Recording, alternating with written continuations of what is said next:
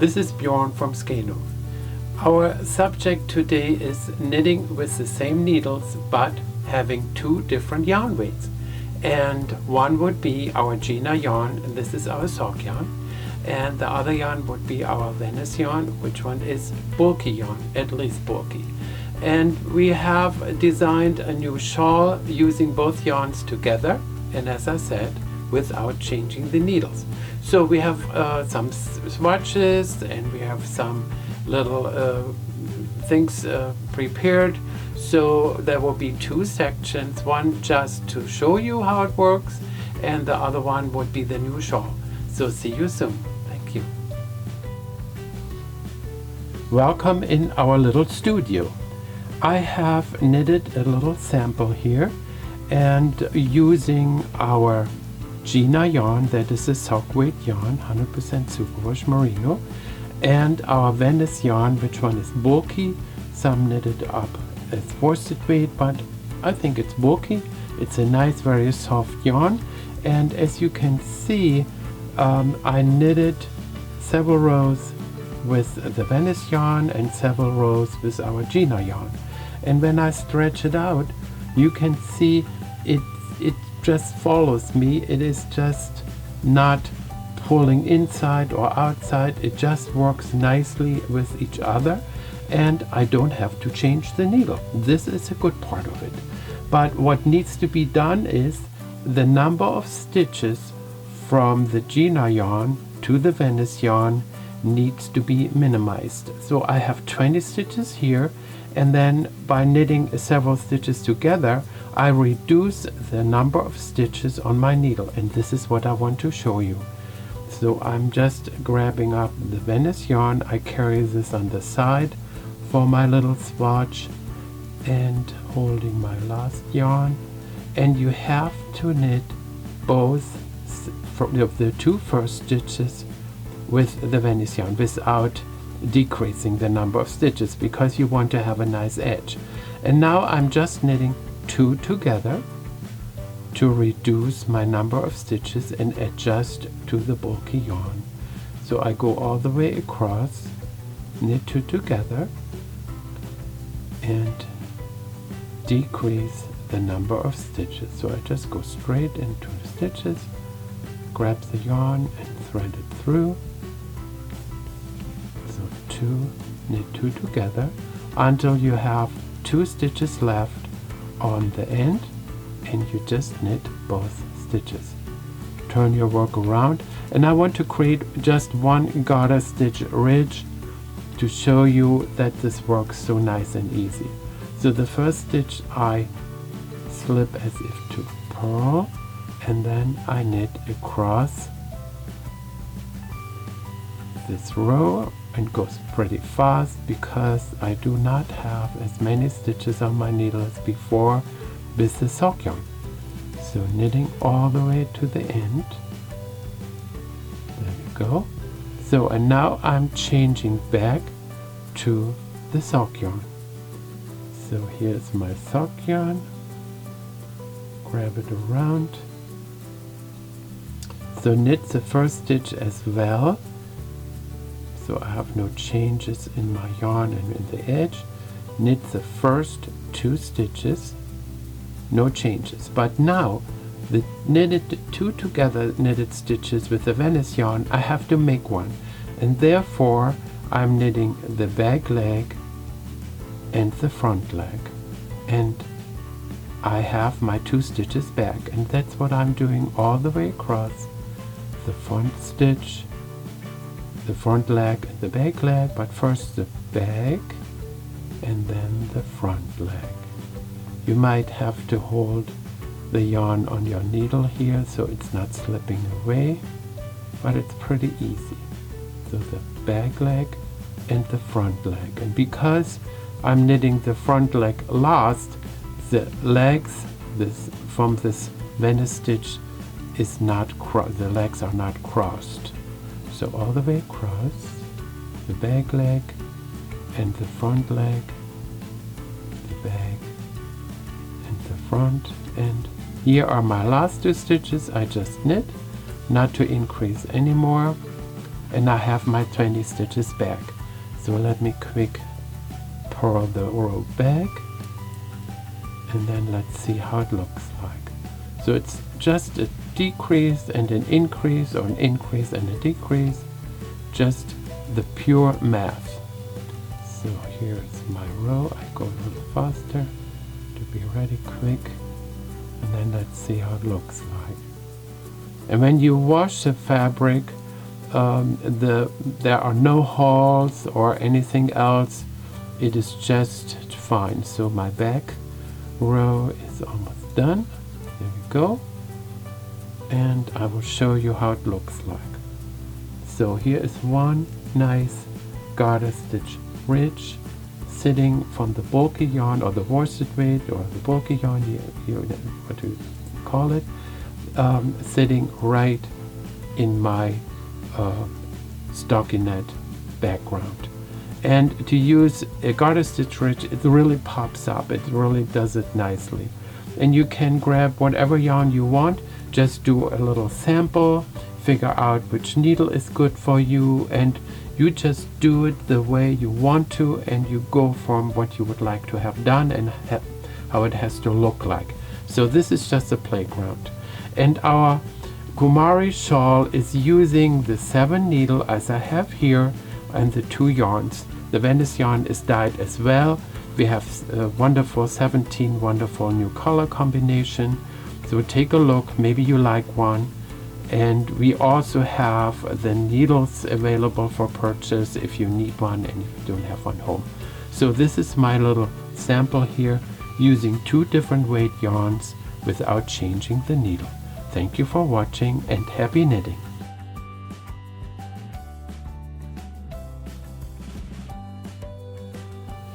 This is my little setup for our Kumari shawl, which one will be introduced together with this newsletter or this blog.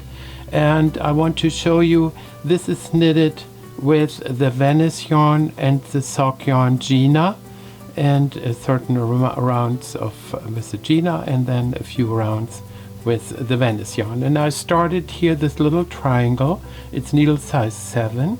So this is a little triangle. I started here, as you see, and I will switch now to the Venice yarn, and I will show you how I'm doing the first rows here on our shawl. It's very nice to see before I put this away. You see here the crochet edges, so I did it all the way around. It keeps this nice, and it's a very, very nice finishing. And our little tassels here, so I'm starting actually with the finishing. When I cut the yarn from one section Venice to the next section Venice, I leave the yarn about 3 inches hanging, so the beginning end and the finishing when I have the last row. And my little tassels here have also the sock yarn Gina in here. I added this one later on, so I crocheted all the way around, and then I finished the little tassel, and I think it looks a little cute. So, but we talked about today using the same size knitting needle for different yarn weights. So again, it's the sock weight Gina and our bulky yarn Venice. And the Venice yarn is done with some knitted together, so it makes here some openings. It's a little hard to see here, but maybe you can see it here better. And in the middle here, there are some rows knitted together. It makes this nice and lacy. But I want to show you now how I did the first rows with adding the Venice yarn to it. I have now here 2, 4, 6, 8, 12 stitches. You start your work with 3 stitches. One lane goes all the way up, one edge, and the other edge is increasing 1 stitch at the end of the row, every other row before you turn. The second last stitch I knit the front leg and the back leg, and it gives a nice edge here. So I will use the yarn from our little sample before. This is our silver yarn here, and as I said, when I start, I leave about 3 inches for my yarn hanging. So I hold this as my finger, and then the pattern says you knit 2, so 1, 2. It was like the same what I did on my sample before. The first 2 I always knit, and now I have to decrease, and I'm knitting 2 together, and I do this all the way across. It's a little bit hard to come in, a little bit tight. Here we go, knit 2 together. This will go better now. 2, 3 times, and here comes the 4th time, 4 together, and the last 3 should become this nice edge here, which one is the shoulder line. So you knitting 2 of them without increase and without decrease, and slip the last stitch. Turn your work and knit a 2nd row all the way across. This is a little bit tighter. Now you are knitting every single stitch. This is the reduced stitch number on your needle. The entire section is 4 rows with the Venice yarn. So we're knitting the last stitch, turn the work around, and now comes another knit together. So the first 2 stitches are knitted, and now yarn over, knit 2 together to make this a little bit lacy. Yarn over, knit 2 together, yarn over, knit 2 together.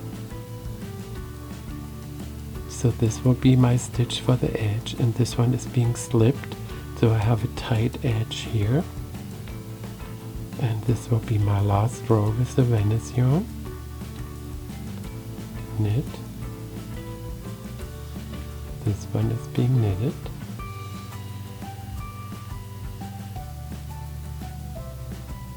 and knit it, knit it, knit, all the way to the end before we change the yarn again.